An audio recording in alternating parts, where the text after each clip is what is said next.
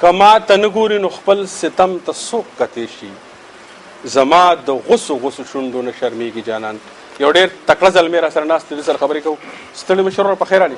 خوشحاله اوسې، ډېره مننه. خپله لنډه شان پېژندګلو را سره وکړه.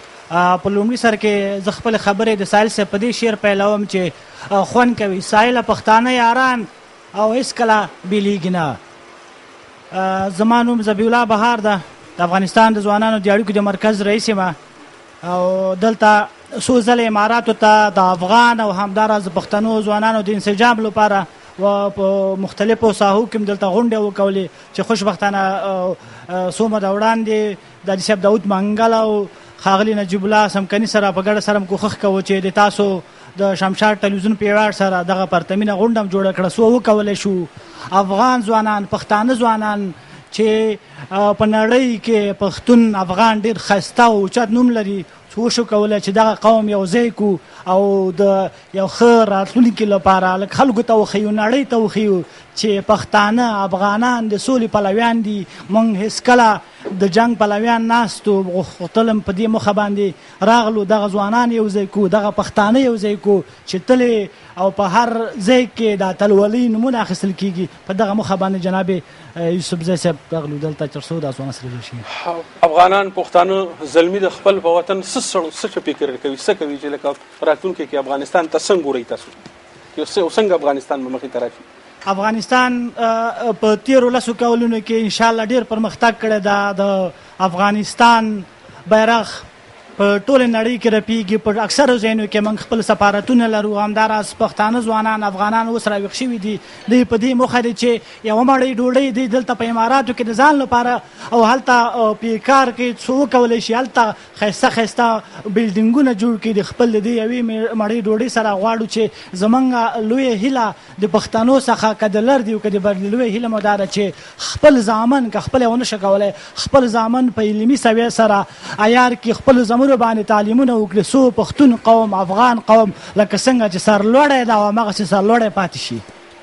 او ټول او انشاءالله افغانانو په ټولو پښتانه په دې موخه باندې هیڅ څوک نشي کولی او انشاءالله پښتانه به چاته اجازه ورنه کړي چې دا قوم سره بیل کړي او هیڅکله یې نشي بیلولی.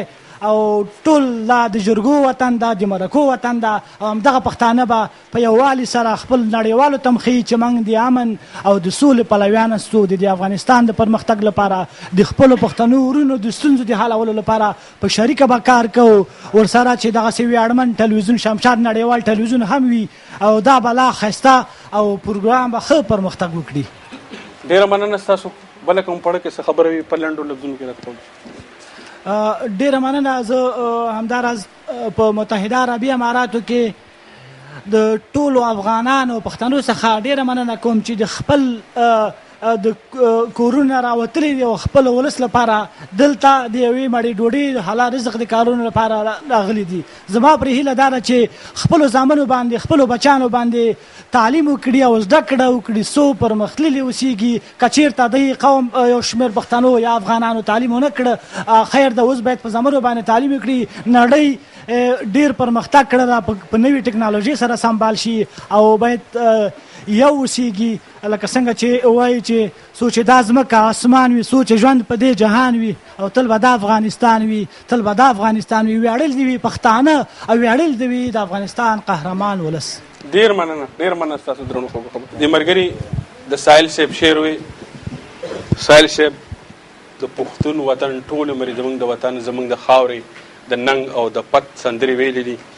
د هغه یو دوه شعر ما ته رایاد کړه چې سترګې دې دومره راته مخ وګوه، سترګې دې دومره راته مخ وګوه، هسې تې جوړه څه خبره نشي او ستا بوږنونکي انتظار شکي کړم، ستا بوږنونکي انتظار شکي کړم، په شپه کې بله شپه د بره نشي او ناصحه مه یې چېړه، مه یې چېړه، ناصحه مه یې چېړه، مه یې چېړه، د سایل ژوند بې د دلبره نشي. ما سره یو ډېر دروند مشر ناست دی، سره خبرې ترې کوو.